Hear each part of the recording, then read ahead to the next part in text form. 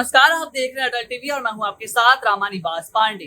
Bahujan Samaj party से जुड़ी 3 ऐसी बड़ी खबरें जो सामने आई हैं। इन खबरों ने दिल्ली से लेकर बिहार और यूपी की सियासत तक हलचल बढ़ा दी है। मायावती की एक अहम बैठक, बिहार से जीते बसपा विधायक को दिया गया एक खास गुरु मंत्र और 6 दिसंबर के बाद बसपा जिस बड़े राजनीतिक कैलेंडर पर काम करने जा रही है, इन तीनों घटनाओं में कुछ ऐसा छिपा है जो आने वाले महीनों में दलित मुसलमान समीकरण से लेकर बसपा की राष्ट्रीय रणनीति तक को एक नई दिशा दे सकता है। लेकिन इन सब के पीछे असली कहानी क्या है? दिल्ली की बैठक में बहन जी ने किस बड़ी बात पर ज्यादा जोर दिया है और बिहार विधायक को दी गई वो चेतावनी क्या है और वो चेतावनी इतनी ज्यादा खास क्यों मानी जा रही है, आइए जानते हैं इस वीडियो में।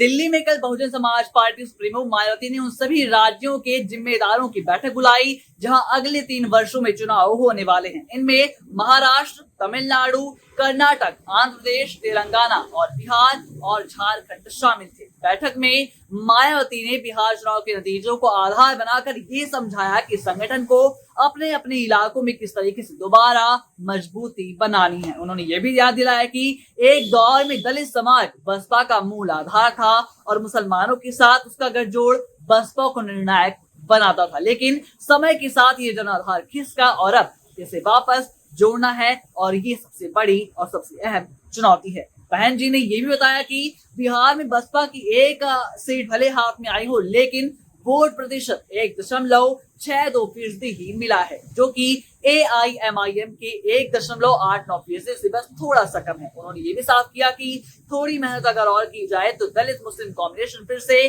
बसपा की ताकत बढ़ सकता है। अब बात करते हैं दूसरी सबसे बड़ी खबर की, रामगढ़ से जीते बसपा विधायक सतीश कुमार सिंह यादव की, जो कि मायावती से मिलने कल दिल्ली पहुंचे। उनके साथ बिहार चुनाव के प्रभारी रामजी गौतम भी मौजूद थे। सूत्रों के अनुसार मायावती ने सतीश को एक बेहद महत्वपूर्ण सलाह दी है और वो सलाह ये है कि जमा खान वाली गलती तुम मत करना। 2020 में बसपा के इकलौते विधायक जमा खान जीतने के तुरंत बाद जेडीयू में शामिल हो गए थे। इस कदम ने बसपा के संगठन और छवि दोनों को नुकसान पहुंचाया था। इसलिए मायावती ने सतीश को साफ संदेश दिया है कि पार्टी छोड़ने की गलती अगर दोहराई गई तो दूरगामी नकारात्मक परिणाम जरूर मिलेंगे, लेकिन अगर वो पार्टी के साथ मजबूती से खड़े रहे तो उन्हें उनका बड़ा राजनीतिक लाभ भी जरूर मिलेगा। बहन जी ने पहले ही कहा था कि जरूरत पड़ने पर बसपा सरकार बनाने में किसी भी दल को बाहर समर्थन दे सकती है, लेकिन दल बदल करने वालों पर बेहद सख्त रुख अपनाया जाएगा। तीसरी बड़ी खबर है 6 दिसंबर के लिए बाबा साहेब भीमराव अम्बेडकर के परिनिर्वाण दिवस से संबंधित एक खबर है, जहां मायावती ने सभी राज्यों के नेताओं को निर्देश दिया है कि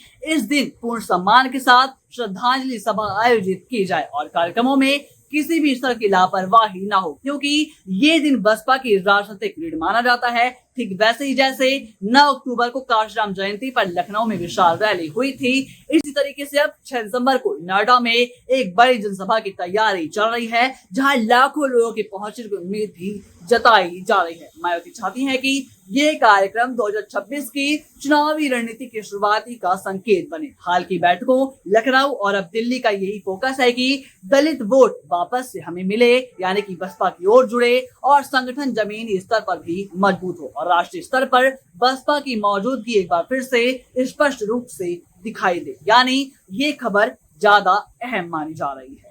बाकी देश और दुनिया की तमाम खबरों के लिए आप देखते रहिए अटल टीवी।